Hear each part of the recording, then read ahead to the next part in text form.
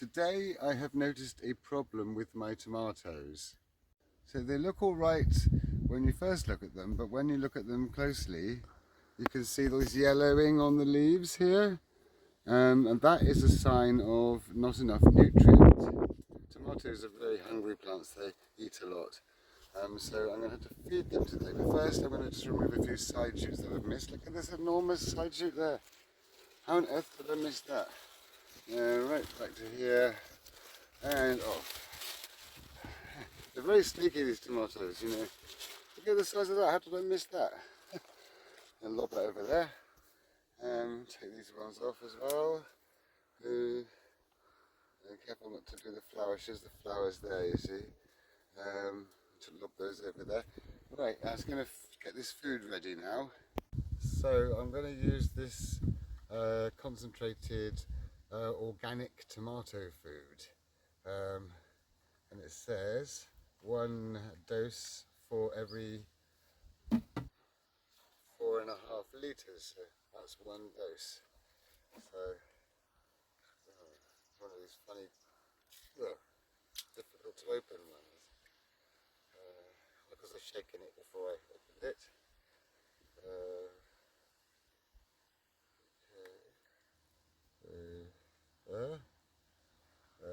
Just have another look here. Don't need your help right at this minute. No. Okay, that's why you shouldn't have cats helping. Okay, please keep a distance. Sorry. Tasting rate 4, 1 gallon, 60 millilitres, right. Okay, so a bit more there. I'll put one of those in, and because it will take another half of that again. No, that's not to eat. Sorry, no, you mustn't eat that. Another half of them in. There, right. And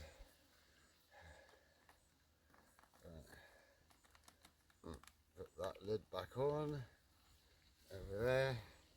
And since the cats seem to like the taste of this plant food, I best just wash the ground and make sure they don't eat it. Right, no, it's not for you. Right, and then I'll pour this in here, because we don't have a tap, of course, we only have pond water. So this is pond water, which itself is quite nutritious. So I'm giving them a big watering with this stuff.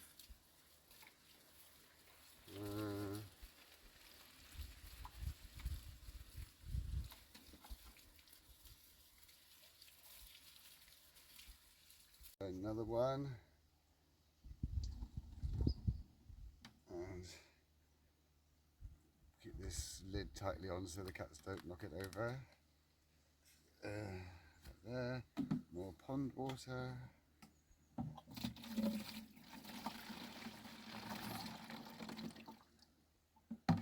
And more pond water.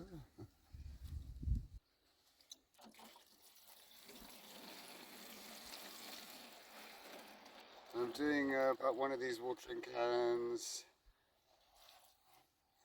for every 2 to 4 plants.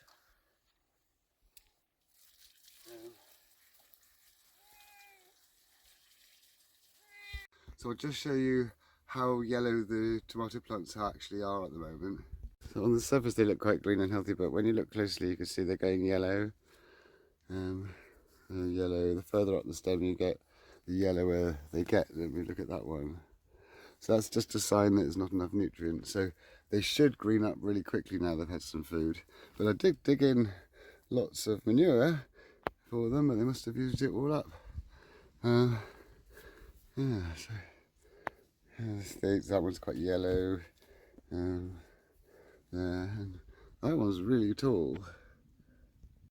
So just doing the general maintenance with the tomatoes, tying them to the nodes on the bamboo cane where the leaf used to be, double granny knot. So this is so the string doesn't slip down the trunk, you see, of the bamboo. And then just tie them in a loose loop to support them, like that, so the stem's got plenty of room, and that just keeps them upright. And remove any side shoots that you see. So saw some big ones just now, and I can't see any. Oh, here's one. There.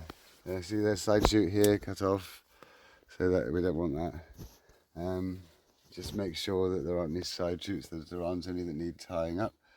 Now, as these tomatoes are getting taller, I'm cutting the tops off them, because any flowers that come now will literally be the last ones that will ripen in the year, in the season. They won't ripen after October for this kind of climate zone. That would go a bit more. It's always I don't like to cut the tops off them. I'll let that get a little bit taller. That one, that will probably let that get a little bit taller. But this one over here, I'll have to cut that off. Just first get myself in a comfortable position. Whoa!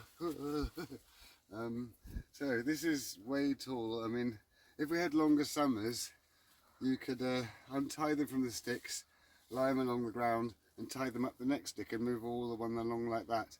But it's near the end of August. You know, they take ages to ripen, so there's no point in having them growing anymore. So all the side shoots off, and then there's a side shoot there, and probably this one here, this little flower, that will be the last one. So I just cut to the leaf above it, like so, and that's as high as it will get. Just thoroughly go through them all and pick any side shoots off. Look, we've got a few branches of renegade and cucumber growing through here. Of course, I'll get to the cucumber in a minute, but I'm going to have to deal with those two. Yeah, so I'll kind of cut that back to there and take off the little side shoot. And that one, I can do the same, cut it to there and take off the little side shoot. You see, that little bit would have become the little side shoot. But without it, it can't grow anymore. Right, so just lob that out there. Now we'll show you the tomatoes that are forming. And all these tomatoes were very late going in, as I guess if you remember from my video Polytunnel project and other ones around that time. You see they're starting to form now. These are money makers. There's a biggie one there. There's some hiding in there. Just there. These ones, I think there was some heritage tomato. They're kind of stripy, they look interesting. So they were all on the sale or whatever the garden centre had, because we were so late getting them. But I think we'll be alright. This little Busy Lizzie's very happy down there. These are very tasty. So in here, some cherry tomatoes, and there's quite a few trestles of trolls. Oh, there's a tomato there, quite a few tomatoes coming now. And down here, oh look, there's some ready ones nearly.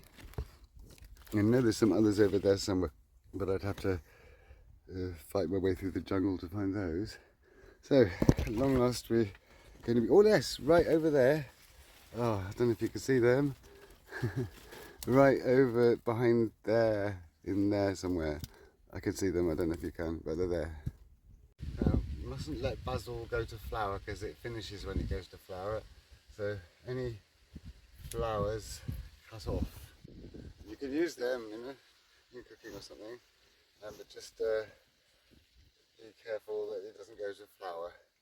Of course, chili plants do not like being slept on. So don't mind the cat sleeping on the straw, but not on the chili plants. That's not acceptable. Come on.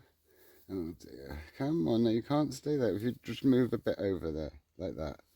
And then that can stand up again. And with that bindweed, it's very naughty. You mustn't sleep on my chili plants. Well, I'm hopeful that I'll get some chilies. They've got a lot of flowers coming.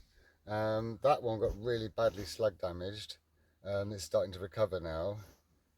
Then there's ones that are starting to flower. These are sweet peppers, and because you can overwinter chili plants indoors, and they are actually perennials. Even though we grow them as annuals here, they are actually little shrubby plants, and they can survive year after year.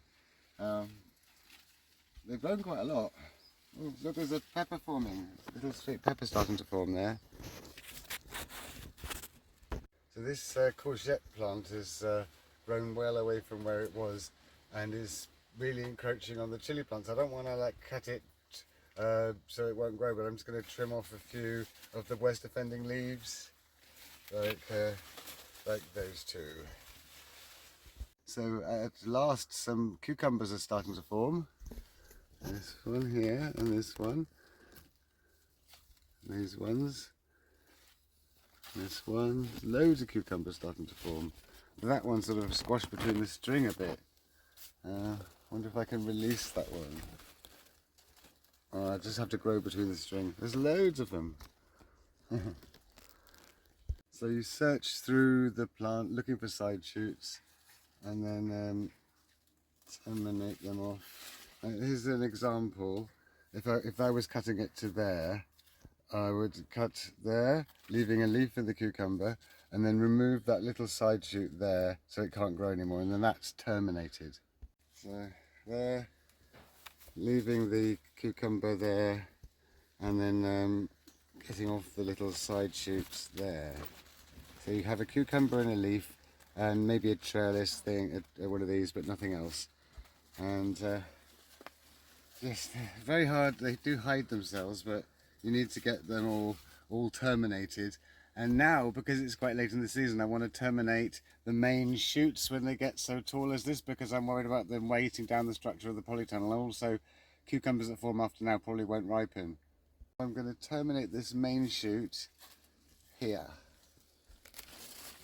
and remove this little side shoot bit here, Elataki, there, so it won't go anymore.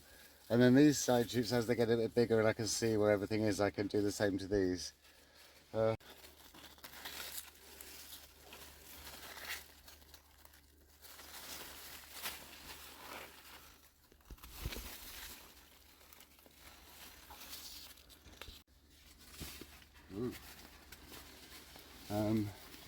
So, what was a bee or something there? Right, so that's how to terminate tomatoes and cucumbers.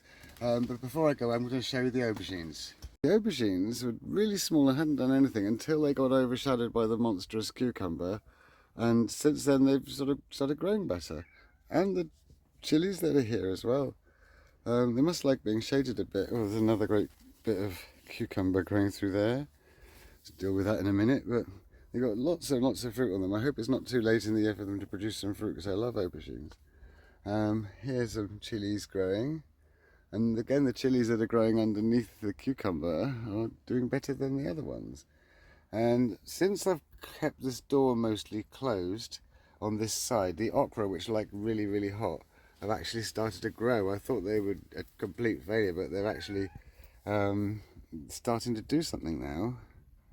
I'll just give these a water. I'm not going to give these a feed because they've all had manure dug in and they're not showing any signs of needing feeding, so I'm not going to give them any food at this moment. So I'm just going to give them a really good watering.